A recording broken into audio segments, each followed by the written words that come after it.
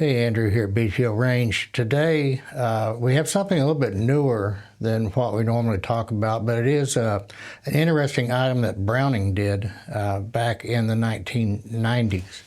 This is the Browning BDM, Bravo Delta Mike, which stood for Browning Double Mode. And we'll talk about what that means just a second. It has to do with this little switch here on the side of the slide. But in the late 80s, Browning was looking for well, everybody was putting out the large capacity or higher capacity double action, single action semi-autos.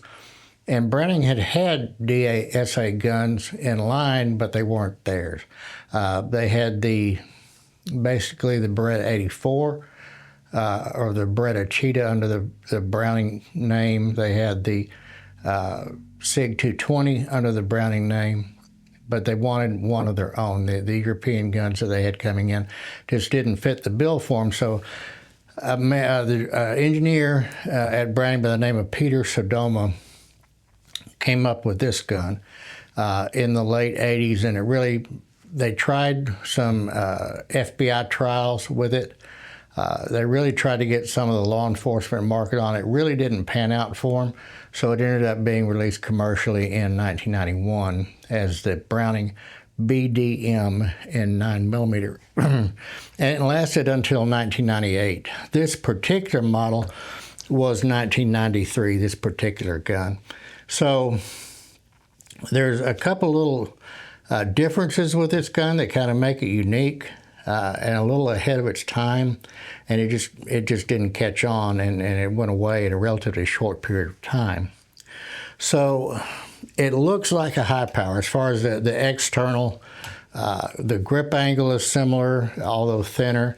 How the front of the slide is cut is similar to a high power, but it is not a Browning high power. There's not any parts interchangeability. Even the magazines do not interchange with the Browning high power. It is specifically a distinct model. It is not the Browning HP-DA. It's strictly the Browning BDM. So this gun is not Belgian. It's not European.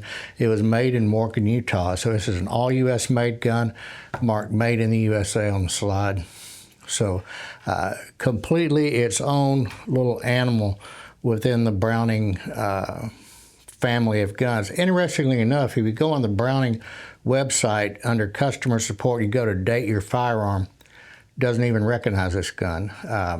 It doesn't really exist in that particular part of the Browning historical information website.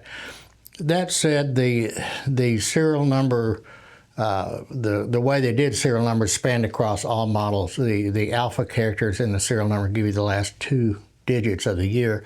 In this case, it's 1993.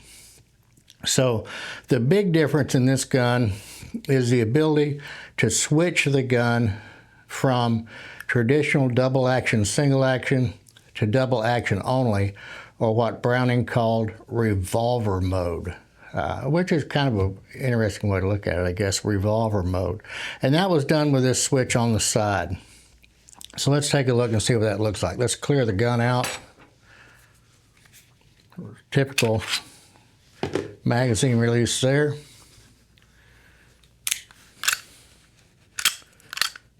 All right, we're clear gun. So in this condition, it's this switch right here on the side of the slide, this guy right here.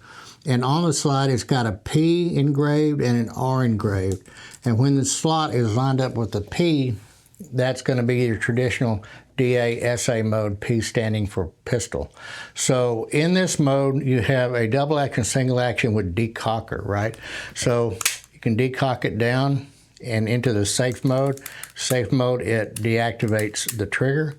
In fire, you have bang, the slide runs, and now you have single action, traditional double action, single action mode gun with the safety. Now, if you wanted to, for whatever reason, you would take a tool. Now, you could use a tool, or Browning supplied a ledge on the back of the floor plate of the Browning magazine that fits this slot like this, and you could turn it, but that's plastic and this is not. So it's possible if you catch it in a bind, or if it runs into a little glitch or something, it will tear the tip of this magazine. Can tear that off. And then we'll talk about the magazine in just a second. You don't want to damage those guys at all. So when we click that over to where this is in line with R, we have double action, run it again, and it falls not all the way back forward, but to an interrupter notch right there, reset, and it's double action each time from that point forward in revolver mode. And then you can just switch between the two. Well, let's just look at here, and we still have a disconnected trigger on safety even in revolver mode. So that's kind of the unique EHA about this little gun. And that's one of those things really that kind of looked good on paper, but never did really catch on with the public, and it went away again, like I said, 1998. So there were two other submodels of this gun and 3 finishes, right? So they did offer it without the switch, without this switch here. They offered what they called a BRM, Browning revolver mode, which was double action only all the time. That is what it was, and you had that double action mode all the time. And then they had the BPM, Browning pistol mode, or BPM-D for decocker, which was the traditional double action, single action with decocker. So the 3 finishes that the models came in were this, which is really almost like a parkerized type finish, which they call blued. And then they had the silver chrome, which was a matte, and I'm not sure if it was electroless nickel or if it was a plated matte nickel finish. I'm not sure which of the two it was. And then they had the practical finish, which was this top, the blue top over the silver nickel or silver chrome receiver. So the two-tone, the all nickel, and the blue were available in these, and they called the two-tone gun the practical. So you see, and they did that in the high power as well. So you have the high power practical is the same type blue over the hard chrome. So again, production from 91 to 98. Well, what happened in 1994? The assault weapons ban went into effect, and that limited magazine capacity to 10 rounds, including this gun. So guns made between 94 to the end of production on this had the magazine that was blocked to 10. So obviously it's the same length, but you can see that it's blocked here. So that makes a difference in how we evaluate this gun as to what magazines it comes with. These are not Browning high-power magazines. They are their own unique animal to the BDM, and it can be a real problem finding them. There's just none out there. When you find them, they are expensive. So when we go to evaluate a Browning BDM, same thing occurs that we talked about with everything: originality, scarcity, condition, right? So scarcity, they're fairly scarce. Very limited production run, and they're scarcer from 91 to 94, right? So the ones with the 15-round mags from the factory are much scarcer than the 10-round guns. In this particular gun, we have the gun, we have 2 magazines, the paperwork, the box with the correct end label. So this is one of the more desirable Browning BDMs for the collector. It'd be even more desirable if it was something other than just a straight blued finish. There were fewer hard chrome guns. There were fewer practical guns. So probably the one that would bring the most money would be this gun, pre-94, in the practical finish.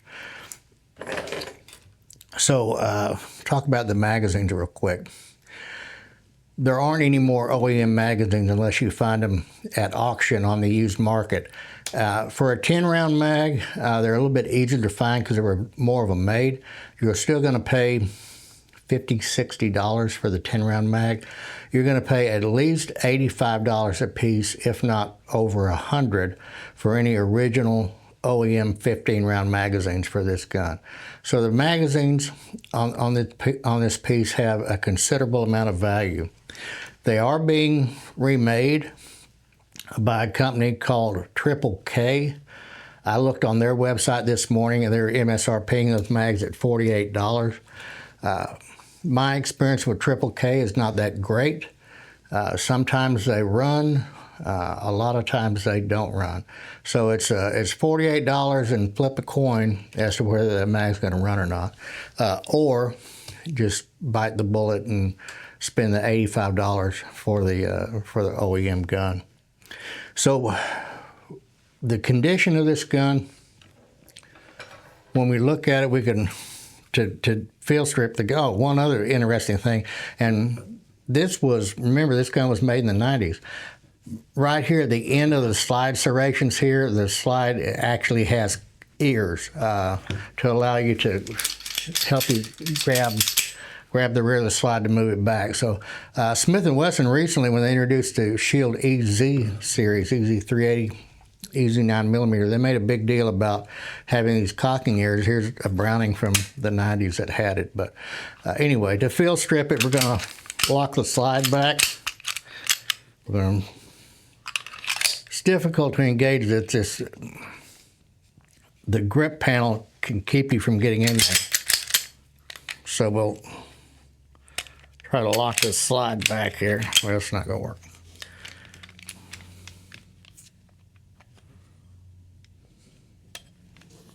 Wonder why. Anyway, we rotate the takedown lever down, and then this can come off the top.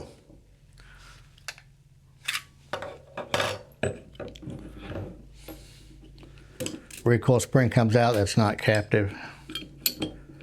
And then the barrel comes out, and that's about as far as you have to go. So if you look on the inside of the slide here, this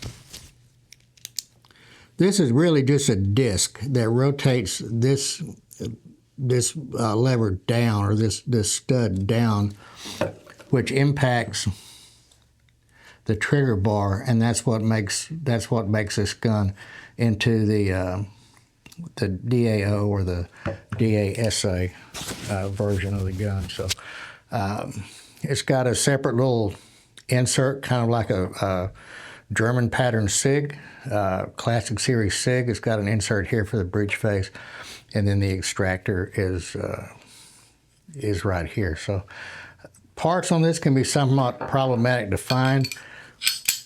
I don't know that it would be a daily shooter or a daily carry gun for me.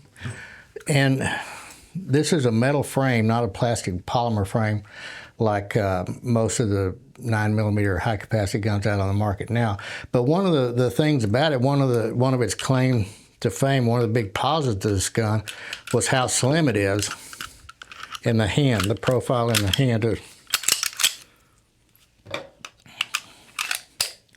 through here. This is very narrow through here.